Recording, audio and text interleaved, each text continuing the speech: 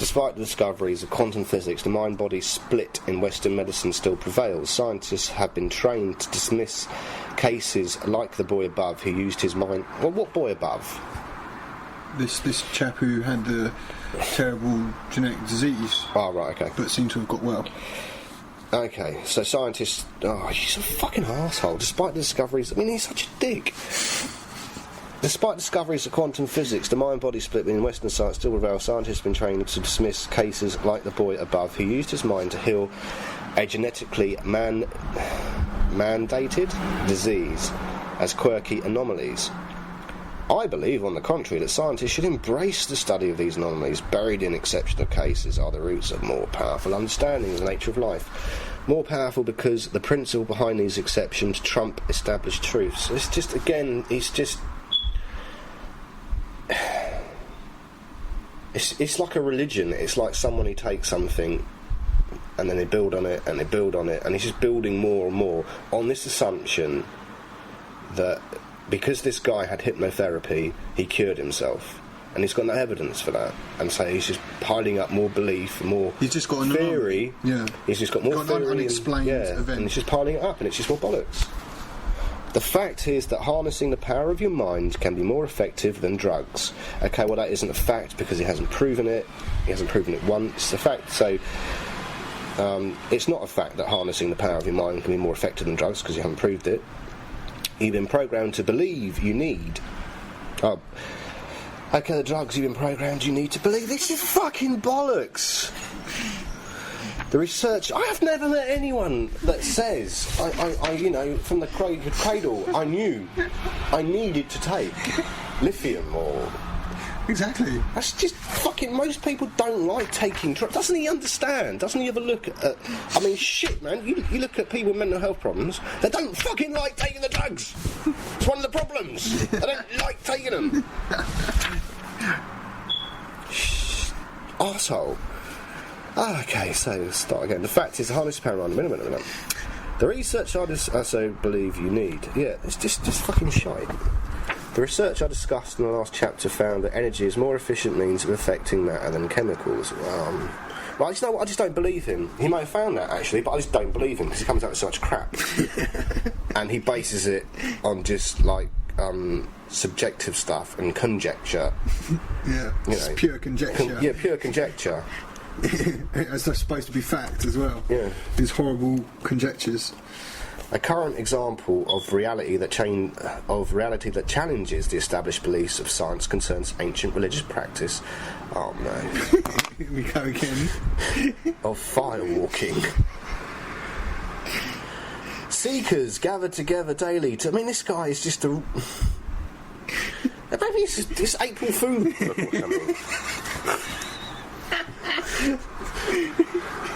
April Fool's Day. Yeah, April Fool's Day. I wrote it as a joke. It's just joking. Challenges established beliefs, science concerns. I mean, this is such a poor example. I mean, surely he must know that if you expose yourself to heat, you will gradually, you will get a resistance to it.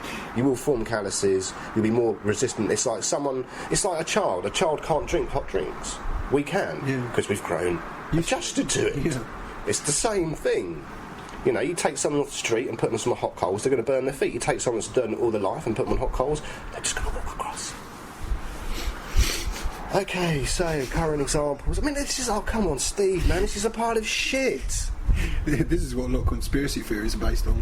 What, stuff like this? Yeah. Jesus, fuck.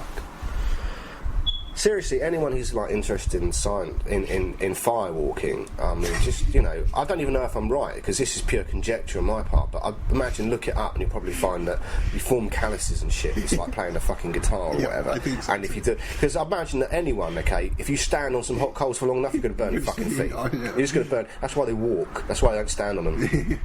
You know, don't. You know, it's like them fakirs that used to sit on the bed of needles. You know, the reason they could do that is because the distribution of mass or some shit. Mm-hmm. And that's why I didn't, you know... Yeah, and they were very practised at it. And very practised at it, yeah. You know.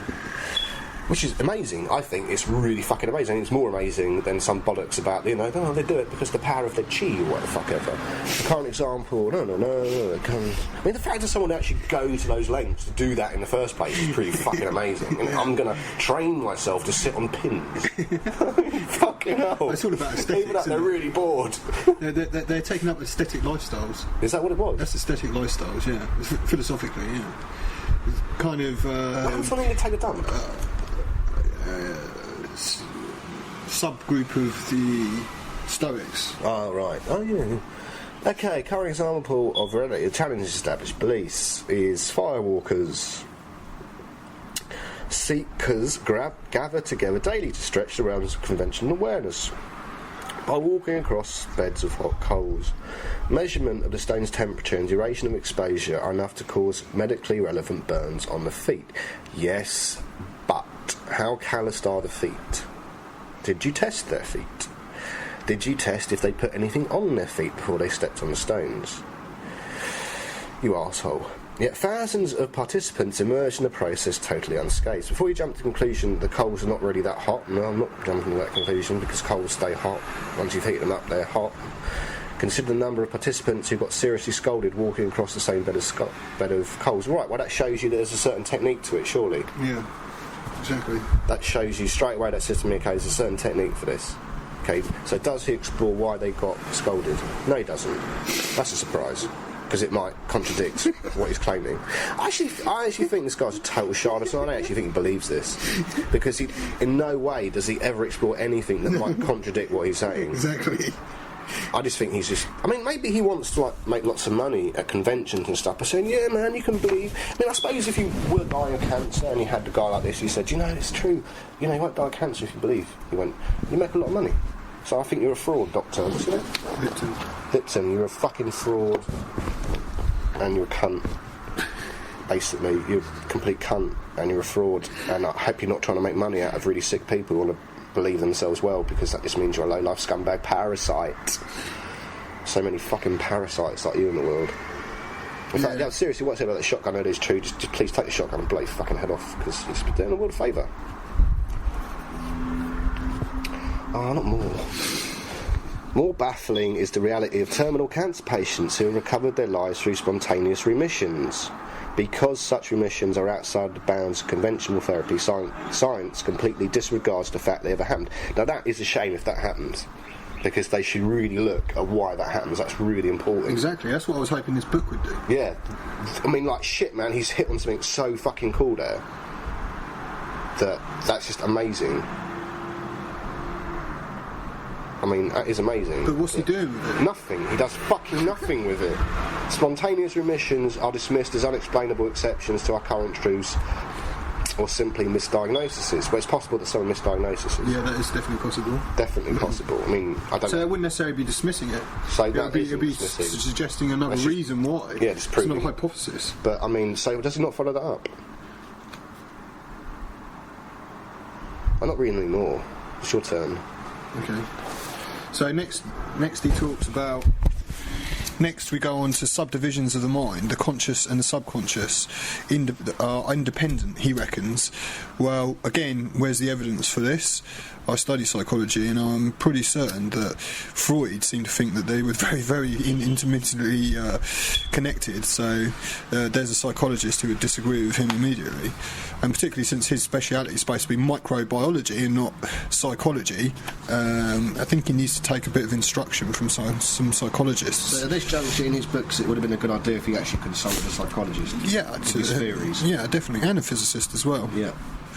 That would be a really good idea instead of just making shit up. Unfortunately, it's very likely... He's like a child, isn't he? He's like a little child that just, it's like someone that's lying to their parent. Yeah. I can't quite make sense of it, so I just make shit up. Yes, hope no one notices. Yeah, the dog ate my homework. It was honest. So he talks about the subconscious mind being basically a tape recorder, which to a certain extent is true, but they are obviously quite... bit more than just some bloody tape recorder. So I believe the greatest problem we face is that we think we are running our lives with the wishes, desires and aspirations created by our conscious mind. When we struggle or fail to obtain goals, we are generally led to conclude we are victims of outside forces preventing us from reaching our destination. However, neuroscience has established that conscious mind runs the show at best only 5% of the time. He's citing a study by Sergey and Mazak, 2005. It turns out that the programs acquired by the subconscious mind shape 95% or more of our life experiences. Since subconscious programs operate without the necessity of observation or control by the conscious mind, we are completely unaware that our subconscious minds are making our everyday decisions. Our lives are essentially a printout of our subconscious programs, behaviours that were fundamentally acquired from others before we were 6 years old. As psychologists recognise, a majority of these developmental programs are limiting and disempowering. Well, some certainly can be if you get into a self-destructive spiral, yeah. But there's no reason to assume that they all are by any stretch of the imagination. There's a reason that they're in the first place, and it's to ensure your survival. So his therapy for these bad conscious programs is modalities collectively referred to as energy psychology. He provides a list of websites for reprogramming resolutions. Yeah, okay. That sounds rather dangerous to me if I wasn't, It depends what they're saying. Well, surely what people need to be programmed with is what they decide they should be programmed with, surely. Well, yeah. Yeah, I don't think it's his position to tell them what the hell they should be programmed with. Nonetheless, anyway. Doesn't like science, this old boys club, does it? No, he really seems to think that there's some kind of... Well, to a certain extent that is true. There is a central dogma to science, but... Well, there'll always be resistance to new ideas, because that's just human nature. But science is set up so that new ideas, if they're true and they have proper evidence for them, will be accepted eventually. So why he's so hostile all the time to... Maybe it's because they just don't accept it because he says it. Yeah, or maybe he feels that what he's talking is absolute nonsense, and the moment you start looking into it scientifically, you discover that he's just a lot of hot air and nonsense. Consequently, programmed misperceptions in our subconscious mind are not monitored, and will habitually engage us in inappropriate and limiting behaviours. Could you give any examples of these? If I included as a bonus in this chapter a slithering snake that pops out of the page, most of you would run from the room and throw the book out of the house. Whoever introduced you to your first snake may have behaved in a shocking way. This is just behavioural conditioning. So this is just fancy behavioural conditioning. That's all his hypnosis is going to do. You're basically going to... Which actually, enough, it seems to be the most effective therapy for phobias. Really? It's clinically proven. Yeah, the statistics bear it out. If you have a phobia you've developed from when you were very young, the best treatment, statistically most effective, where people say, I don't feel scared of it anymore, is behavioural therapy. Yeah, it's anti-conditioning therapy, which is kind of conditioning. It's all conditioning of some kind or other. But there's just kind of 100-year-old psychology, that is, and there's absolutely nothing new about that. All therapists will know about that. Yep. Our responses to environmental stimuli are indeed controlled by perceptions, but not all of our learned perceptions are accurate. Not all snakes are dangerous. Yes, perception controls biology, but as we have seen, these perceptions can be true or false. Therefore, we would be more accurate to refer to these controlling perceptions as beliefs. And this is where he brings in the behaviour. Beliefs control biology. Well, beliefs control behaviour, and that's what he's kind of saying. But do beliefs control biology? Well, in a kind of roundabout way, but certainly not directly. I think so. It doesn't seem to have a causal link there directly, and if there is, then the evidence he's presenting is not sufficient to that. so ponder the significance of this information, he says, but the causal link is insufficient.